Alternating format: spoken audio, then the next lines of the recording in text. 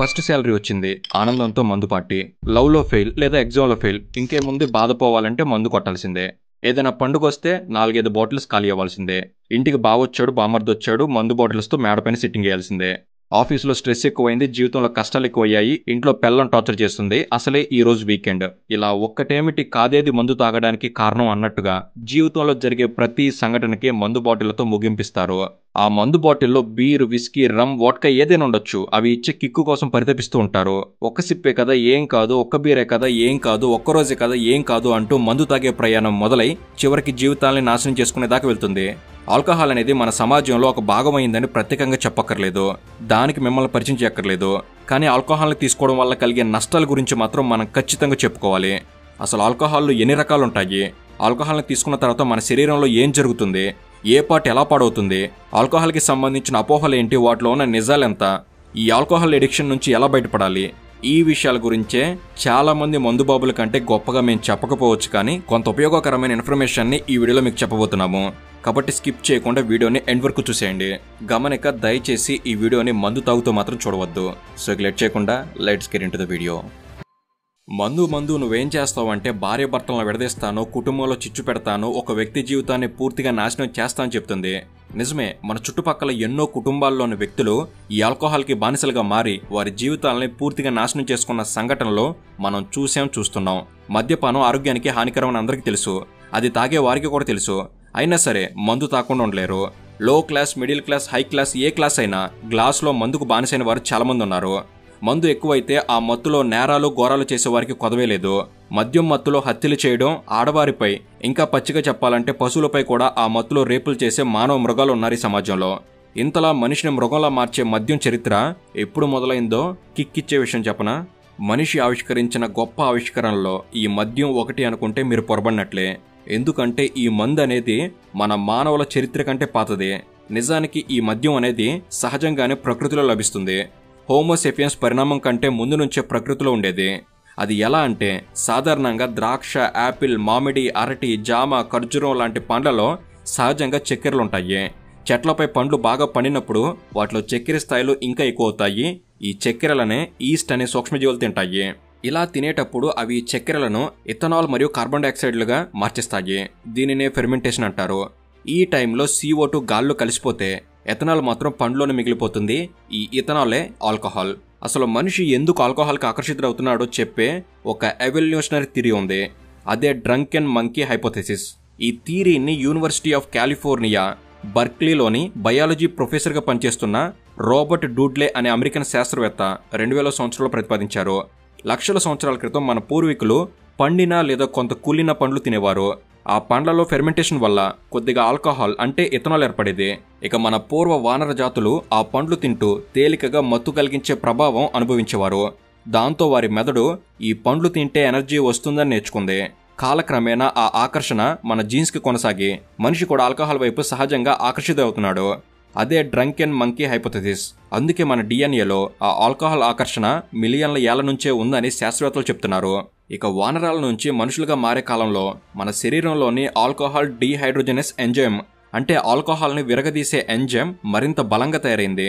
అందుకే మనిషి ఆల్కహాల్ తీసుకున్నా కూడా బతకగలిగాడు. కానీ ఇతర జంతువులు అంత తట్టుకోలేవు. దాంతో మనం ఆల్కహాల్ని తట్టుకునే జాతిగా పరిణామం చెందాం. ఈ సిద్ధాంతం అనేది ఒక హైపోథెసిస్ మాత్రమే, అంటే ఇది పూర్తిగా రుజువు కాలేదు. ఇది మనిషి ప్రవర్తనకు ఒక ఆసక్తికరమైన వివరణ మాత్రమే. మనిషి గ్లాస్ పట్టుకునే ముందు కోతి పండును పట్టుకుంది. ఆ పండులో ఉన్న చిన్న ఆల్కహాల్ చొక్కే మనిషి చరిత్రను మార్చింది. కానీ మానవుల పరిణామం తర్వాత వారు ఇతర సహజ పద్ధతులతో ఫెర్మెంటేషన్ చేయడం మొదలుపెట్టారు. మనిషి వ్యవసాయం నేర్చుకున్న వెంటనే పండ్లను, ధాన్యాలను నిల్వ చేయడం మొదలుపెట్టాడు. ఆ నిల్వలో ఉన్న ఫలరసాలు తేమతో కలిసిపోయి సహజంగా ఫర్మెంట్ అయ్యాయి. దాన్ని రుచి చూసిన వారు మత్తుగా అనిపించిందని గుర్తించారు. ఇక అక్కడి నుంచే అసలు ఆల్కహాల్ కథ మొదలైంది. ప్రాచీన నాగరికతలో 6000 BCEలో ఇరాక్ ప్రాంతంలోని మెసొపొటేమియాలో బీర్ తయారీ జరిగినట్లుగా మొదటి సాక్ష్యాలు దొరికాయి. ఈజిప్ట్లో ఫరోల కాలంలో బీరు మరియు వైన్ని దేవుళ్లకు నైవేద్యంగా సమర్పించేవారు. ఇక 7000 BCEలోనే చైనాలో పండ్లు, తేనె, బియ్యం కలిపి రైస్ వైన్ తయారు చేసేవారు. ఇక మన ఇండియా విషయానికి వస్తే వేదకాలంలో సురా అనే మద్యం రకం గురించి ఋగ్వేదంలో ప్రస్తావన ఉంది. ఇది బార్లీ లేదా బియ్యం నుంచి ఫర్మెంట్ చేస్తూ వస్తుంది. అప్పుడు మద్యాన్ని ఒక ఆచారపరమైన ధార్మిక విషయాల్లో వాడేవారు. అంటే దేవతారాధన, యాగాలు, ఉత్సవాల్లో మాత్రమే మద్యాన్ని వాడేవారు. ఇక ఆ తర్వాత సుమారు 8వ శతాబ్దం CEలో అరబ్ శాస్త్రవేత్తలు డిస్టిలేషన్ అనే ప్రక్రియను కనుగొన్నారు. ఇదే అసలు ఆల్కహాల్ అనే పదానికి మూలం. దాని అర్థం స్వచ్ఛమైన సారం. అక్కడి నుంచి బీర్, వైన్ లాంటి తేలికపాటి పానీయాలే కాదు, రమ్, విస్కీ, వోడ్కా, బ్రాందీ వంటి స్ట్రాంగ్ డ్రింక్స్ పుట్టుకొచ్చాయి. ఇక మధ్యయుగంలో యూరోప్లో 14వ శతాబ్దం నాటికి మద్యంని ఒక మెడిసిన్గా పరిగణించబడింది. తర్వాత వలస పాలకులైన పోర్చుగీస్, బ్రిటిష్, డచ్ వారు మద్యాన్ని వ్యాపారంగా మొదలుపెట్టారు. రమ్ ట్రేడ్ ద్వారా ఆఫ్రికా, అమెరికా, యూరప్ మధ్య మద్యం, బానిసలు, చక్కెర అనే ట్రయాంగిల్ బిజినెస్ పెరిగింది. ఇక బ్రిటిష్ కాలంలో ఇండియాలో బ్రిటిష్ ఆర్మీ వారి ఆఫీసర్ల కోసం రమ్, జిన్ వంటి డ్రింక్స్ని సర్వ్ చేసేవాళ్ళు. అప్పటి నుండే ఇండియన్ మేడ్ ఫారెన్ లిక్కర్ అనే పదం ప్రారంభమైంది. ఇక 20వ శతాబ్దం వచ్చేసరికి యుఎస్ఏలో 1920 నుంచి 33 మధ్య ప్రొహిబిషన్ ఎరా వచ్చింది, అంటే మద్యపాన నిషేధం.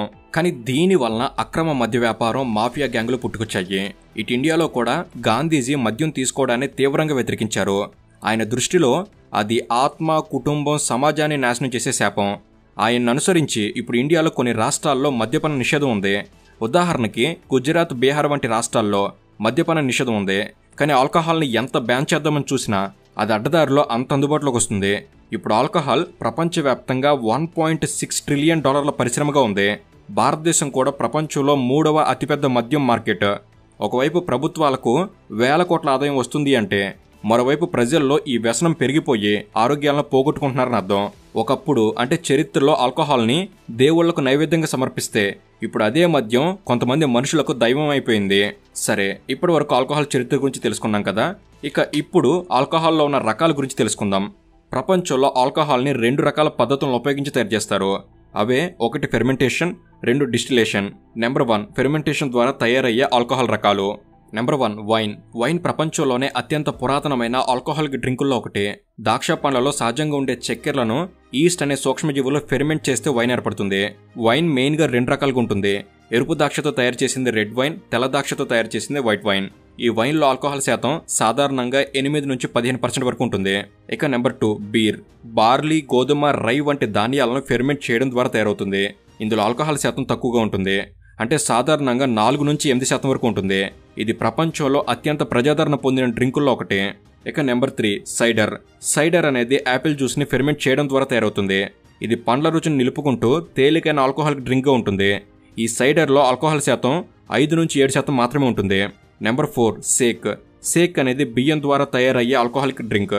జపాన్లో దీన్ని రైస్ వైన్ అని పిలుస్తారు. ఇందులో ఆల్కహాల్ 14 నుంచి 20% వరకు ఉంటుంది. బియ్యాన్ని పాలిష్ చేసి కోజీ మోల్డ్ ఈస్ట్తో ఫెర్మెంట్ చేయడం ద్వారా దీన్ని తయారు చేస్తారు. సేక్ జపాన్ సంస్కృతిలో ఎంతో పవిత్రమైనది. అక్కడ ఆలయ వేడుకల్లో కూడా దీన్ని వాడతారు. నెంబర్ 5 టాడీ లేదా పామ్ వైన్, అనగా కళ్ళు.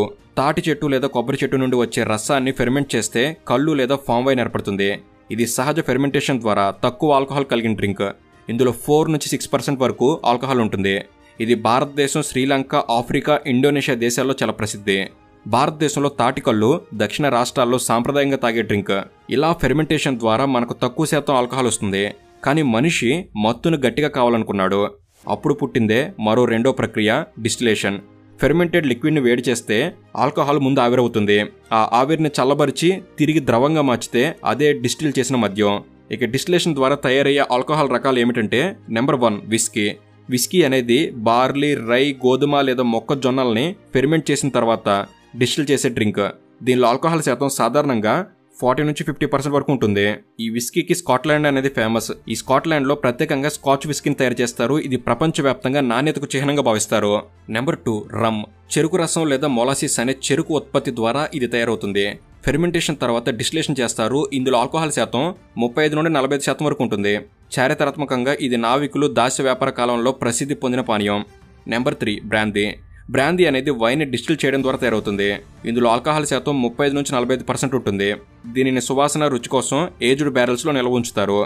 ఇక నెంబర్ 4 వోడ్కా. వోడ్కా అనేది ఆలుగడ్డలు, బార్లీ లేదా గోధుమలతో తయారయ్యే డిస్టిల్ చేసిన డ్రింక్. ఇది ప్రపంచంలో అత్యంత స్పష్టమైన, అంటే క్లియర్ ఆల్కహాల్. ఇందులో ఆల్కహాల్ శాతం 35 నుంచి 45% ఉంటుంది. రష్యా, పోలాండ్లు వోడ్కా పుట్టిన ప్రాంతాలు. రష్యన్ సంస్కృతిలో వోడ్కా అనేది సామాజిక వేడుకల్లో ఒక భాగం.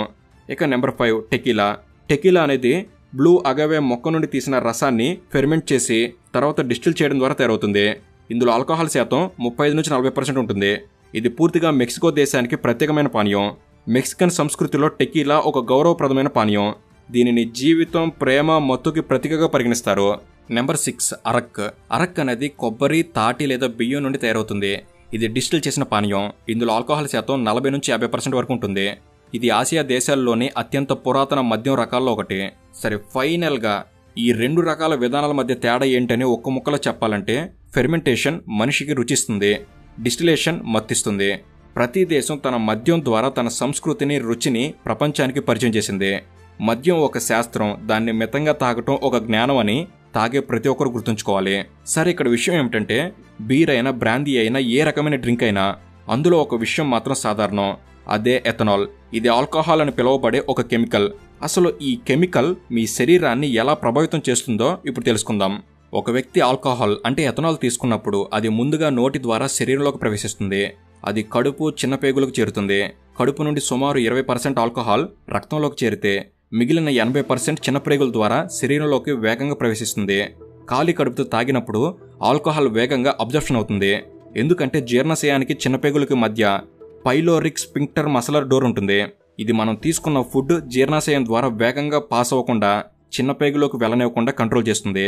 మీరు తిన్నప్పుడు మీ కడుపులోని ఆహారం మిమ్మల్ని పూర్తిగా అనుభూతి చెందేలా ఇదే చేస్తుంది. ఈ మసల్ కొంత సమయం మూసుకుని ఉంటుంది. దాని వలన ఆహారం కడుపులో జీర్ణమవుతుంది. మీరు తిన్న తర్వాత తాగితే ఆల్కహాల్ కడుపులోనే ఎక్కువసేపు ఉండి మీ రక్తంలో కలవడానికి టైం పడుతుంది. అదే ఖాళీ కడుపుతో తాగితే ఈ మసల్ డోర్ తెరిచే ఉండి ఆల్కహాల్ తొందరగా చిన్నపేగులోకి చేరి మీ రక్తంలో కరగడం మొదలవుతుంది. అందుకే ఖాళీ కడుపుతో ఆల్కహాల్ తీసుకుంటే మత్తు తొందరగా వస్తుంది. ఇక కార్బొనేటెడ్ డ్రింక్స్ అంటే సోడా, బీర్ వంటివి తాగినప్పుడు అబ్జర్ప్షన్ వేగవంతమవుతుంది. ఎందుకంటే వాటిలోని కార్బన్ డైఆక్సైడ్ కడుపుపై ఒత్తిడి చేసి ఆల్కహాల్ని త్వరగా చిన్నపేగులోకి పంపుతుంది. ఇక అది అక్కడి నుండి వ్యక్తి రక్తంలోకి చాలా వేగంగా పాస్ అవుతుంది. మరి రక్తంలోకి వెళ్ళిన తర్వాత ఏం జరుగుతుంది? ఆల్కహాల్ అనేది మన శరీరంలో ఏ పార్టుపై ఎలాంటి ప్రభావం చూపుతుంది అంటే, రక్తంలో ఆల్కహాల్ చేరిన వెంటనే అది బ్రెయిన్లోనే న్యూరో ట్రాన్స్మిటర్లని ప్రభావితం చేస్తుంది. ప్రధానంగా గబా అనే రసాయనం ఎక్కువగా స్రవిస్తుంది. ఇది మనల్ని రిలాక్స్గా ఉంచుతుంది. అలాగే గ్లూటమేట్ అనే యాక్టివిటీని తగ్గిస్తుంది.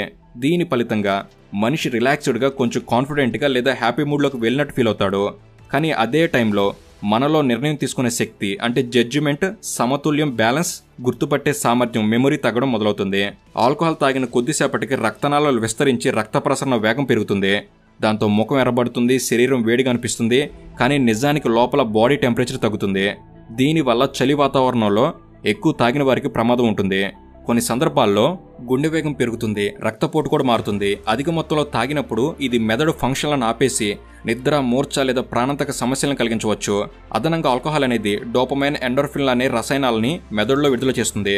దీనివల్ల తాగినప్పుడు సంతోషం, ఆనందం కలుగుతాయి. అయితే ఇది వ్యసనానికి దారితీస్తుంది. ఈ ఎండార్ఫిన్లు సహజ నొప్పి నివారణలో, అందుకే ఆ టైంలో శరీరానికి నొప్పి కూడా ఏమీ తెలియదు. ఇక శరీరంలో ఆల్కహాల్ 90 నుంచి 98% లివర్ ద్వారా మెటబాలైజ్ అయితే మిగిలిన 2 నుంచి 10% శ్వాస, మూత్రం, చెమట ద్వారా బయటకు వెళ్ళిపోతుంది. రక్తం ద్వారా ఆల్కహాల్ కాలేయానికి చేరిన వెంటనే అది దాన్ని మెటబాలైజ్ చేయడం మొదలుపెడుతుంది. ఈ ప్రాసెస్ చేయడానికి ప్రధానంగా 2 ఎంజైమ్లు పనిచేస్తాయి. అవే ఆల్కహాల్ డీహైడ్రోజనైజ్ ADH, ఆల్డిహైడ్ డీహైడ్రోజనైజ్ ALDH. మొదట ADH ఆల్కహాల్ని ఎసిటాల్డిహైడ్ అనే విష పదార్థంగా మార్చుతుంది. తద్వారా ALDH దాన్ని అసిటిక్ యాసిడ్గా మార్చుతుంది. ఇది చివరికి నీరు, అలాగే కార్బన్ డైఆక్సైడ్గా విరిగి బయటికి వెళ్తుంది. కానీ మనం ఎక్కువ తాగితే ఈ ఎంజైమ్లు దాన్ని పూర్తిగా విరగదీయలేవు. అప్పుడు రక్తంలో విష పదార్థాలు పేరుకుపోయి హ్యాంగ్ ఓవర్, తలనొప్పి, వాంతులు, చక్కెరలు వంటి సమస్యలు వస్తాయి. లివర్ ఆల్కహాల్ని గంటకు ఒక స్టాండర్డ్ డ్రింక్ అంటే సుమారు 14 గ్రాముల ఆల్కహాల్ వేగంతో మెటబాలైజ్ చేస్తుంది. కానీ అధిక మొత్తంలో తాగినప్పుడు ఆల్కహాల్ రక్తంలో పేరుకుపోవడం వల్ల బ్లడ్ ఆల్కహాల్ కాన్సన్ట్రేషన్ BAC పెరుగుతుంది. మీ బ్లడ్ ఆల్కహాల్ కాన్సన్ట్రేషన్ ఎంత ఎక్కువగా ఉంటే మీరు అంత మత్తుగా ఉంటారు. పోలీసులు మద్యం మత్తులో ఉన్న డ్రైవర్లను పట్టుకోవడానికి దీన్ని కొలుస్తారు. ఒక వ్యక్తి మెషిన్లో ఊదినప్పుడు అది BACను కొలుస్తుంది. అది మీ శ్వాసలో ఆల్కహాల్ శాతాన్ని గుర్తించగలదు. సహజంగా ఆల్కహాల్ శరీరంలోకి ప్రవేశించి బయటకు వెళ్లేందుకు సుమారు 8 నుండి 12 గంటల టైం పడుతుంది. అయితే తాగిన పరిణామం, వ్యక్తి బరువు, జెండర్, తిన్న ఆహారం ఆధారంగా ఈ టైం అనేది మారుతుంది. సాధారణంగా ఒక వ్యక్తి తక్కువగా తాగితే తాత్కాలికంగా రిలాక్స్ అవుతాడు. కానీ ఎక్కువగా తాగితే శరీరంలోని అన్ని వ్యవస్థలు, ముఖ్యంగా మెదడు, కాలేయం, గుండె, మూత్రపిండాలు ప్రభావితం అవుతాయి. ఆల్కహాల్ ఒక్కసారి తాగితే మనసు రిలాక్స్ అవుతుంది, కరెక్టే. కానీ దాన్ని తట్టుకోవాల్సిన మన శరీరం ప్రతి సిప్పు వెనక ఆ విషయాన్ని విరగదీసి మనల్ని కాపాడడానికి దానితో మన శరీరం యుద్ధం చేస్తుంది. మన శరీరం ఎలాగూ దాంతో యుద్ధం చేస్తుంది కదా, ఇంకేంటి ప్రాబ్లం అనుకుంటే మీరు పొరబడినట్లే. మీరు రెగ్యులర్గా ఆల్కహాల్ కనుక తీసుకుంటున్నట్లయితే మీ శరీరంలోని ముఖ్యమైన అవయవాల పనితీరు మారిపోతుంది. అది ఎలాగంటే ఆల్కహాల్ నేరుగా మన బ్రెయిన్లోని న్యూరాన్ల పనితీరుని ప్రభావితం చేస్తుంది. మందు తాగినప్పుడు ఫస్ట్ బాగానే రిలాక్స్గా హ్యాపీగా అనిపిస్తుంది. కానీ అదే రెగ్యులర్ అయింది అంటే మెమరీ లాస్, ఫోకస్ తగ్గిపోవడం, డిప్రెషన్, ఆందోళన, సమతుల్యం కోల్పోవడం వంటి సమస్యలు వస్తాయి. రెగ్యులర్ ఆల్కహాల్ వాడకంతో మెదడులోని హిపోకాంపస్ అనే భాగం చిన్నదవుతుంది. దీనివల్ల గుర్తుంచుకునే శక్తి తగ్గిపోతుంది. చివరికి ఆల్కహాలిక్ డిమెన్షియా అనే ప్రమాదకరమైన పరిస్థితికి దారితీస్తుంది. ఇక మెదడులోని ఫ్రంటల్ లోబ్ అనేది నిర్ణయాలు తీసుకోవడం, ఫోకస్, ఎమోషనల్ కంట్రోల్కి బాధ్యత వహించే ప్రాంతం. ఆల్కహాల్ అనేది ఈ ప్రాంతాన్ని ఎక్కువగా డ్యామేజ్ చేస్తుంది. అందుకే రెగ్యులర్గా మందు తీసుకునే వాళ్ళు వాళ్ళ ఎమోషన్స్ని కంట్రోల్ చేసుకోలేరు. వారికి కోపం, బాధ అనేవి చాలా తొందరగా వస్తుంటాయి. ఇక గుండె విషయానికి వస్తే తక్కువ పరిమాణంలో ఆల్కహాల్ కొన్నిసార్లు రక్త ప్రసరణ పెంచవచ్చు. కానీ రెగ్యులర్గా తాగితే అది గుండెకు తీవ్రమైన నష్టం చేస్తుంది. రక్తపోటు పెరుగుతుంది, గుండె కొట్టుకునే వేగం మారుతుంది, హార్ట్ మజిల్స్ బలహీనపడతాయి. ఇక అది చివరికి హార్ట్ అటాక్ లేదా స్ట్రోక్ వచ్చే అవకాశాన్ని పెంచుతుంది. ఎక్కువ కాలం తాగే వ్యక్తుల్లో గుండె చుట్టూ కొవ్వు పేరుకుపోయి రక్త ప్రసరణ అడ్డంకులు ఏర్పడతాయి. ఇక ఆల్కహాల్ నేరుగా ఊపిరితిత్తుల్ని ప్రభావితం చేయదు. కానీ కంటిన్యూస్గా తాగడం వల్ల ఇమ్యూన్ సిస్టమ్ వీక్ అవుతుంది. దాంతో మన శరీరం బ్యాక్టీరియా, వైరస్లను తట్టుకోలేకపోతుంది. ఈ కారణంగా న్యూమోనియా, ట్యూబర్కులోసిస్ వంటి రోగాలు రావడం సాధారణం అవుతుంది. కొన్ని సందర్భాల్లో తాగిన వారు వాంతి చేసుకున్నప్పుడు ఆ ద్రవం ఊపిరితిత్తుల్లోకి వెళ్తే ఎస్పిరేషన్ న్యూమోనియా అనే ప్రమాదకర పరిస్థితి కూడా వస్తుంది. ఇక ఆల్కహాల్ తీసుకునే వారిలో ఆల్కహాల్కి బలైపోయే మొదటి అవయవం లివరే. కాలేయం ప్రతిసారి ఆల్కహాల్ని విరగదీసి శరీరాన్ని కాపాడుతుంది. కానీ రెగ్యులర్గా తాగితే అది అలసిపోతుంది. దీనివల్ల 3 ప్రధాన దశల్లో నష్టం జరుగుతుంది. ఫ్యాటీ లివర్ అంటే లివర్పై కొవ్వు పేరుకుపోవడం, ఆల్కహాలిక్ హెపటైటిస్ అంటే కాలేయంలో వాపు, సిరోసిస్ అంటే కాలేయం కణజాలు చనిపోవడం, శాశ్వత నష్టం జరగడం ఇలాంటివి జరుగుతాయి. ఒక్కసారి లివర్కి సిరోసిస్ వచ్చిన తర్వాత కాలేయం తిరిగి పనిచేయదు. ఇది చాలా మందికి చివరి దశ అవుతుంది. ఇక కిడ్నీల విషయంలో ఆల్కహాల్ అనేది డీహైడ్రేషన్కి కారణం అవుతుంది. అంటే శరీరంలో నీరు తగ్గిపోతుంది. దీనివల్ల కిడ్నీలు ఎక్కువగా పనిచేయాల్సి వస్తుంది. అలాగే రక్తంలోని ఉప్పు, నీటి సమతుల్యం చెడిపోతుంది. రెగ్యులర్గా తాగే వాళ్ళలో kidney stones, infection, kidney failure వంటి సమస్యలు వస్తాయి. ఇక ఆల్కహాల్ అనేది కడుపు గోడలను దెబ్బతీస్తుంది. ఇది యాసిడ్ ఉత్పత్తిని పెంచుతుంది. దాంతో గ్యాస్ట్రిసిస్, అల్సర్స్ వస్తాయి. అదే టైంలో జీర్ణక్రియలో పాల్గొనే ఎంజైమ్ల పనితీరు తగ్గిపోతుంది. ఫలితంగా ఆహారం సరిగ్గా జీర్ణం కాదు. లాస్ట్కి ప్యాంక్రియాటైటిస్ అంటే ప్యాంక్రియాస్ వాపు అనే ప్రాణాంతక వ్యాధి వచ్చే అవకాశం ఉంది. అంతేకాదు ఆల్కహాల్ శరీరంలోని ప్రోటీన్ ఉత్పత్తిని తగ్గిస్తుంది. దాంతో కండరాలు బలహీనమవుతాయి, ఎముకలు సన్నబడతాయి. రెగ్యులర్ డ్రింకర్స్లో ఎముకలు బలహీనపడడం ఎక్కువగా కనిపిస్తుంది. రెగ్యులర్గా ఆల్కహాల్ని తీసుకోవడం వల్ల మన రక్షణ వ్యవస్థ దెబ్బతింటుంది. దానికి వైరస్లు, బ్యాక్టీరియా లాంటి దాడులను ఎదుర్కొనే సామర్థ్యం తగ్గిపోతుంది. ఇది మనల్ని చిన్న ఇన్ఫెక్షన్లకి బలహీనలుగా మార్చేస్తుంది. ఆల్కహాల్ పురుషుల్లో టెస్టోస్టెరాన్ స్థాయి తగ్గిస్తుంది. దీనివల్ల స్పెర్మ్ కౌంట్ తగ్గిపోతుంది. స్త్రీలలో మెన్స్ట్రుయల్ సైకిల్ ఇర్రెగ్యులర్ అవ్వడం, అలాగే గర్భధారణ సమయంలో తాగితే ఫెటల్ ఆల్కహాల్ సిండ్రోమ్ అనే గర్భస్థ శిశువు వ్యాధి వస్తుంది. ప్రతి గ్లాసు తాగినప్పుడు కాలేయం పోరాడుతుంది, గుండె సహిస్తుంది, మెదడు నిద్రపోతుంది. రెగ్యులర్గా ఆల్కహాల్ తీసుకోవడం అది మన శరీరాన్ని ఒక్కసారిగా కాదు, నెమ్మదిగా ఖచ్చితంగా క్షీణింపజేస్తుంది. ఇక ఆల్కహాల్ గురించి మన సమాజంలో చాలా మిత్స్ అంటే తప్పుడు నమ్మకాలు ఉన్నాయి. చాలా మంది వాటిని నిజమని నమ్ముతూ తాగుతారు. కానీ శాస్త్రీయంగా చూస్తే వాటిలో ఎక్కువ భాగం పూర్తిగా తప్పు లేదా సగం మాత్రమే నిజమై ఉంటాయి. ఉదాహరణకి చాలామంది రోజుకి కొంచెం వైన్ లేదా బీరు తాగితే ఆరోగ్యానికి మంచిదట అని చెప్తారు. కానీ తాజా పరిశోధనలు ఏం చెప్తున్నాయంటే ఏ పరిమాణంలోనైనా ఆల్కహాల్ శరీరానికి హానికరమే. కొద్దిగా తాగినా అది మెదడులోని నాడీ కణాలపై ప్రభావం చూపి కాలేయానికి ఒత్తిడి పెంచుతుంది. అందువల్ల సేఫ్ లెవెల్ ఆఫ్ ఆల్కహాల్ అన్నది అసలు లేదు. ఇంకొంతమంది బీరు లేదా వైన్ హానికరం కాదు, విస్కీ లేదా వోడ్కా మాత్రమే చెడ్డవే అంటారు. కానీ ఈ అన్ని పానీయాల్లో ఉన్నది ఒకే పదార్థం, అదే ఎథనాల్. తేడా కేవలం దాంట్లో ఉన్న ఆల్కహాల్ శాతం. బీరులో 4-8%, వైన్లో 12-15%, విస్కీలో 40%. అంటే ఎక్కువ తాగితే బీరు కూడా విస్కీల ప్రమాదకరమే. అంటే బీరు తాగినా, విస్కీ తాగినా చివరికి శరీరం పొందే నష్టం ఒకటే. కొందరు ఆల్కహాల్ చల్లని వాతావరణంలో శరీరాన్ని వేడి చేస్తుందని నమ్ముతారు. కానీ అది తాత్కాలిక భ్రమ మాత్రమే. తాగిన వెంటనే రక్తనాళాలు విస్తరించి వేడి అనిపించినా కొంతసేపటికి శరీరంలోని నిజమైన ఉష్ణోగ్రత తగ్గిపోతుంది. అందుకే చలిలో తాగిన వారు హైపోథర్మియా వల్ల చనిపోయిన కేసులు చాలా ఉన్నాయి. ఇక మరో సాధారణ మిత్, తాగితే స్ట్రెస్ తగ్గిపోతుంది, మనసు రిలాక్స్ అవుతుంది అని. నిజానికి మొదట అది తాత్కాలికంగా రిలీఫ్ ఇచ్చినట్టుగా అనిపిస్తుంది. కానీ రాను రాను ఆల్కహాల్ డిప్రెషన్, ఆందోళన, నిద్రలేమి వంటి మానసిక సమస్యలను పెంచుతుంది. అలాగే కాఫీ తాగితే మత్తు తగ్గిపోతుంది అనే నమ్మకం కూడా పూర్తిగా తప్పు. కాఫీ కేవలం మెదడుని తాత్కాలికంగా మేల్కొల్పినట్టుగా ఫీల్ చేస్తుంది. కానీ రక్తంలో ఆల్కహాల్ స్థాయిని తగ్గించదు. దాంతో చాలామంది నేను కాఫీ తాగాను, డ్రైవ్ చేయొచ్చని పొరపాట్లు చేస్తారు. ఇది చాలా ప్రమాదకరం. చాలామంది తాగడం ఆపేస్తే శరీరం వెంటనే బాగుపడుతుంది అనుకుంటారు. కానీ ఇది కూడా సగం మాత్రమే నిజం. శరీరం కొంతవరకు రికవర్ అవుతుంది. కానీ కాలేయం, గుండె, మెదడు వంటి అవయవాలు పూర్తిగా కోలుకోవడానికి నెలలు లేదా సంవత్సరాలు పట్టవచ్చు. కొన్నిసార్లు నష్టం పర్మనెంట్ అవుతుంది. తాగేవారు బలహీనులు కాదు, వాళ్ళు కంట్రోల్ చేసుకోగలరు అనేది మరో పెద్ద మిత్. ఆల్కహాల్ ఒక అడిక్టివ్ డ్రగ్. ఇది మెదడులోని రివార్డ్ సిస్టంపై ప్రభావం చూపి మనల్ని మళ్ళీ మళ్ళీ తాగేలా ప్రేరేపిస్తుంది. ఇంకా కలిసి తాగితే ఫ్రెండ్షిప్ స్ట్రాంగ్ అవుతుంది అనుకుంటారు. మొదట సరదాగా అనిపించిన తర్వాత అదే సంబంధాలని, కుటుంబాన్ని, వ్యక్తిత్వాన్ని దెబ్బతీస్తుంది. ఆల్కహాల్ వలన ఏర్పడిన అనేక కుటుంబ విభేదాలు, ఆత్మహత్యలు, ఆరోగ్య సమస్యలు మన చుట్టూ కనిపిస్తూనే ఉంటాయి.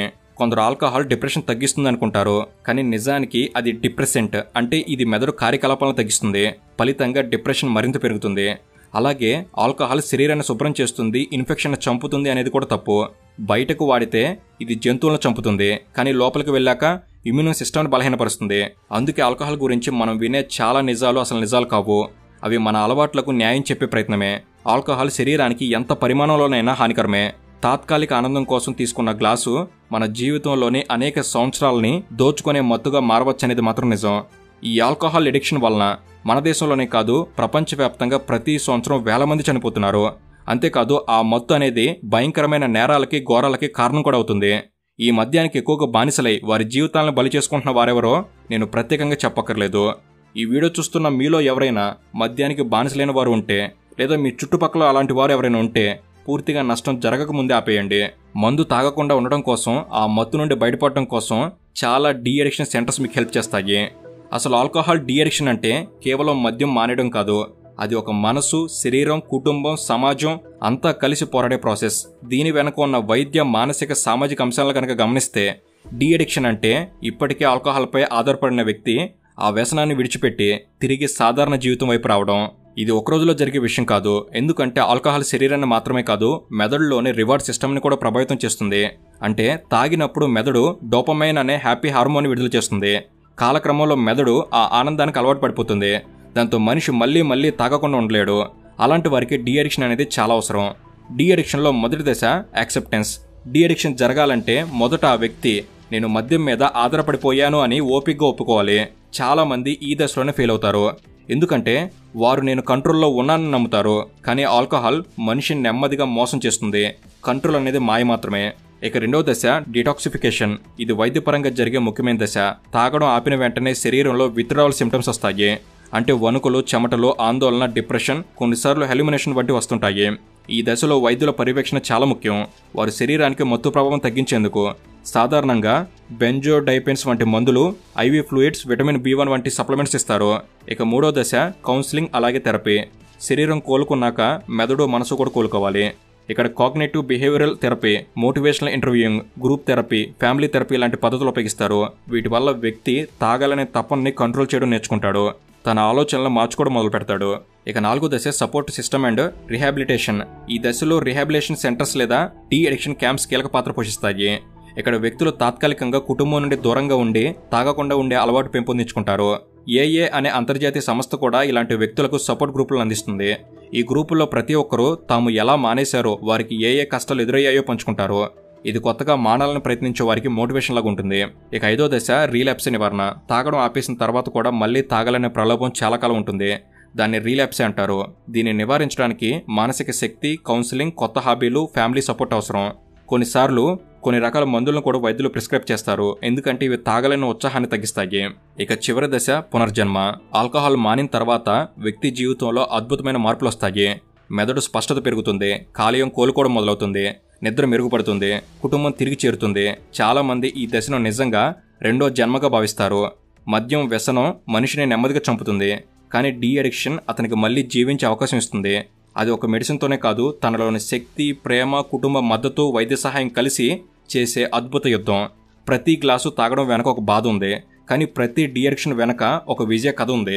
చివరిగా మీ గ్లాసులో మెరిసే డ్రింక్ బహుశా మొదటి స్వేచ్ఛలా అనిపిస్తుంది. ఒక్క సిప్ తీసుకుంటే టెన్షన్ పోతుంది అని మనసు నమ్మించుకుంటుంది, కానీ ఆ ఒక్క సిప్పే నెమ్మదిగా మనిషి జీవితాన్ని కట్టిపడేస్తుంది. ఆల్కహాల్ మొదటి స్నేహితుల్లో వచ్చి పార్టీలో నవ్విస్తుంది, ఒంటరితనంలో తోడుంటుంది, కానీ కాలక్రమంలో అది మనిషి శరీరాన్ని దహనం చేస్తుంది, మెదడును మాయ చేస్తుంది, మనసును కట్టేస్తుంది. ఒకప్పుడు మనం దాన్ని కంట్రోల్ చేస్తే తర్వాత అది మనల్ని కంట్రోల్ చేయడం మొదలు పెడుతుంది. ప్రతి గ్లాస్ వెనక ఒక కథ ఉంటుంది. కొందరి నవ్వులు, కొందరి కన్నీళ్లు, కొందరి ఆఖరి శ్వాస. ఇలా తాగడానికి ఎన్నో కారణాలుంటాయి. కానీ మీరు తీసుకునే గ్లాస్లో ఉన్నది కేవలం ఒక డ్రింక్ కాదు, అది మీ జీవితాన్ని నెమ్మదిగా దొంగిలించే నిశ్శబ్ద వ్యసనం అనేది మర్చిపోకండి. ఆల్కహాల్కి దూరంగా ఉండండి, కుటుంబానికి దగ్గర అవ్వండి. సో ఇది ఫ్రెండ్స్, ఈ విషయంపై మీ అభిప్రాయం ఏమిటి? తప్పకుండా మీ ఎక్స్పీరియన్సెస్ని కామెంట్స్లో తెలపండి. అండ్ ఇలాంటి మరిన్నో ఇన్ఫర్మేటివ్ వీడియోస్ ఇక్కడ నుంచి వెంటనే తీసుకురాబోతున్నాం. ప్రతి ఒక్కటి మీ వరకు చేరేందుకు తప్పకుండా మన ఛానల్ సబ్స్క్రైబ్ చేసుకుని బెల్ని రెడీగా